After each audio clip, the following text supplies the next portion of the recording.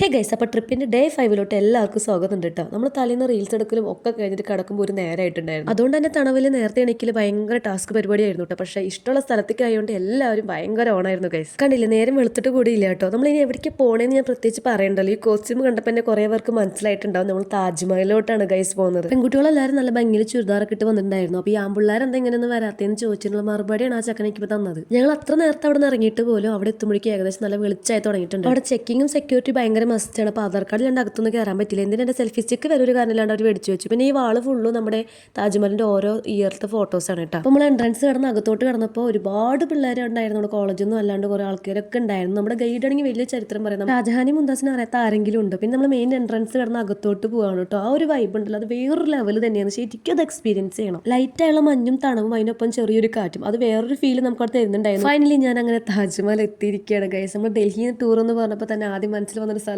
ഈ താജ്മഹൽ എന്ന് പറയുന്നത്. ഈ ലോകം മൊത്തം അറിയപ്പെടുന്ന ഒരു സ്ഥലം നമ്മളവിടെ എത്തിയിരിക്കുകയാണ്. ഈ പ്രണയത്തിന്റെ ഈ താജ്മഹലിന്റെ മുന്നിൽ എനിക്ക് തന്നെ ഒരു പ്രത്യേക ഭംഗി വന്നു എനിക്ക് ഫീൽ ചെയ്യുന്നുണ്ട് കേട്ടോ. അസൂയും കുശുമുള്ളവർ പറയും, പിന്നെ എനിക്കറിയുന്നുണ്ട്. നിങ്ങൾക്ക് അങ്ങനെ തോന്നുന്നുണ്ടോ ഗൈസ്? തോന്നിണ്ടാവും, എനിക്കറിയാം. പിന്നെ നമ്മൾ വീഡിയോസ് ഒക്കെ എടുത്ത് നേരെ നടക്കുകയാണ്. ഭയങ്കര കാറ്റ് അവിടെ ഫീൽ ചെയ്യുന്നുണ്ടായിരുന്നു. മുടിയൊക്കെ അങ്ങോട്ട് നാശമായി ഒരുമാതിരി ചകിരി പോലെ ആയി. അത് സാരമില്ല, നമ്മുടെ കൂടെയുള്ള കുറച്ച് പേർക്ക് താജ്മഹലിന്റെ അകത്ത് പോകണമെന്ന് ആഗ്രഹം ഉണ്ടായിരുന്നു കേട്ടോ. പക്ഷെ നമുക്ക് സമയം, അതുപോലെ ഇനി നമുക്ക് ആഗ്ര ഫോർട്ടിലോട്ട് പോകണം, തിരിച്ച് ഡൽഹിയിൽ എത്തണം, അങ്ങനെ കുറച്ച് കാര്യങ്ങളുള്ളതുകൊണ്ട് നമുക്കത് പറ്റിയിട്ടുണ്ടായിരുന്നില്ല. അതൊന്നും അത്ര വലിയ സീനായിട്ട് ആർക്കും തോന്നിയിട്ടൊന്നും ഇല്ല കേട്ടോ. ഒരുപാട് ഫോട്ടോസ്, ഒരുപാട് വീഡിയോസ്, ഒരുപാട് മെമ്മറീസ് ഒക്കെ ആയിട്ടാണ് ഗൈസ് ഞങ്ങൾ ഇവിടുന്ന് തിരിക്കാൻ പോണത് കേട്ടോ. പറയാനാണെങ്കിൽ വിശേഷങ്ങൾ ഒരുപാടുണ്ട്, പക്ഷെ എൻ്റെ തൊണ്ട ഞാൻ അനുവദിക്കണില്ല ഗൈസ്. എന്നിട്ട് പോലും ഒരു പാട്ട് പോലും ഇടാണ്ട് ഞാനിത് പറഞ്ഞത്. അത്രയും ബ്യൂട്ടിഫുൾ ആണെടാ.